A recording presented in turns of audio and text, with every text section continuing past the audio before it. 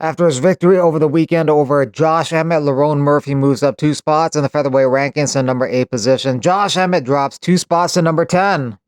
Yeah, but come out from wherever you're not hiding, but wherever you are, and let's fight, man. I think a lot of people have been calling for that fight because all these guys are just holding up the division. Like these highly ranked guys that hardly fight. Let's get some action, or move up. Simple, or like give up your spot. There's a lot of hungry lions in this division that are looking to climb the division and looking to be champs. So if you're not fighting, come out of the division, come out of the rankings. I want these guys to make a decision. I think we've still got Holloway in there that said he's going up. Obviously Ortega as well, who's saying he's going up. That's two places. Do you know what I'm saying? And there's guys that I want to climb the ladder. I should be ranked number 8 now, and if them two guys come out, I'm ranked number 6. So that's big title implication. Pantoja says he's looking to return Saturday, June 28th at UFC 317 at T-Mobile in Las Vegas. Probably be taking on Kai France. In the co-main event and main event on Saturday, Paddy Pimblett is 30 and Diego Lopez is 30. Their opponents are 38 and 36. 36 for Volk and 38 for Michael Chandler. Paddy Pimblett is the favorite, and Alex Volkanovski is the favorite in the main event. Paddy Pimblett went off on Arman Tsarukyan and is a little posh boy, everything handed to him and stuff like that. So Arman didn't like that, obviously. Says the guy who has the easiest path to the top to the UFC just because he has a funny accent and budget Beatles haircut. I dare you to call me out if we win, and we'll see who craps their pants in the octagon when we meet. Clown? It's a huge fight. Welcoming the 2 times champion of Bellator, I think it's a huge deal. No match. I know the intensity of the fighter. I know he has like a heat on his blood, and he's proud.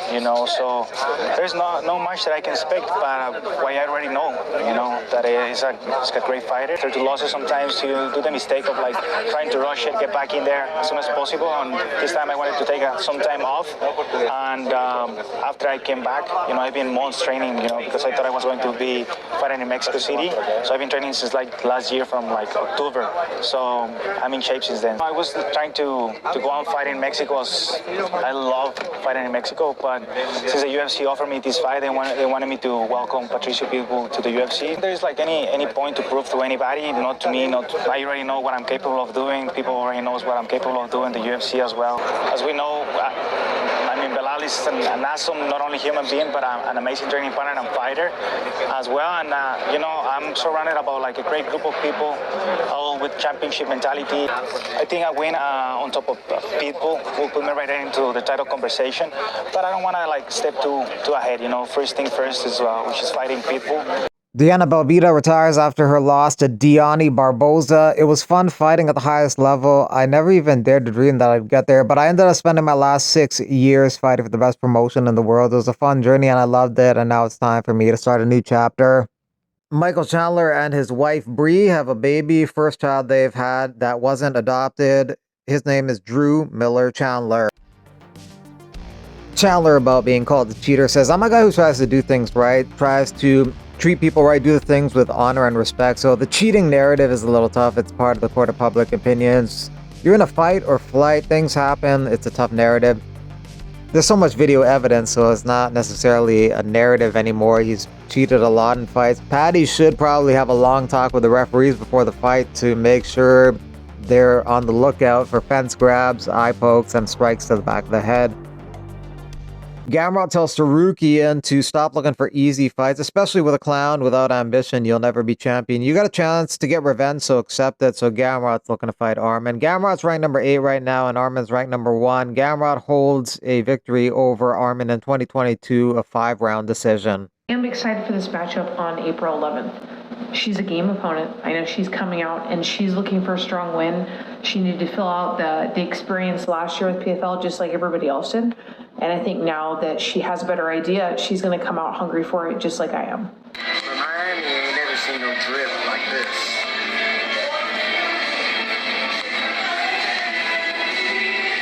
What's up, Dougie?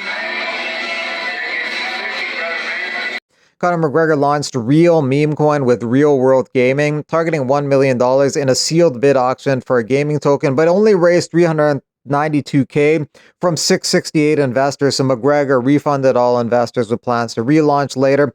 This setback highlights broader skepticism towards celebrity-backed tokens. Their X account said, "We need to be real. We didn't hit our minimum raise. All bids will be refunded in full. This is not the end." And all bids have now been returned to wallets.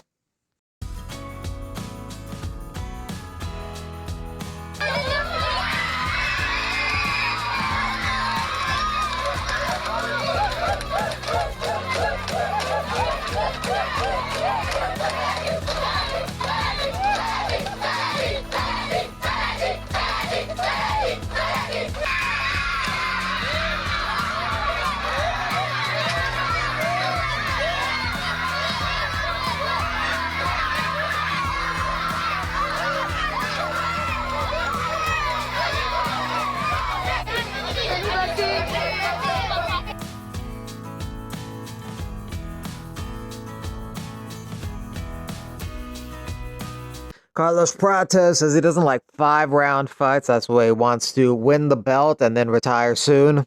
He's got a 5-round fight coming up later this month on the 26th against Ian Gary.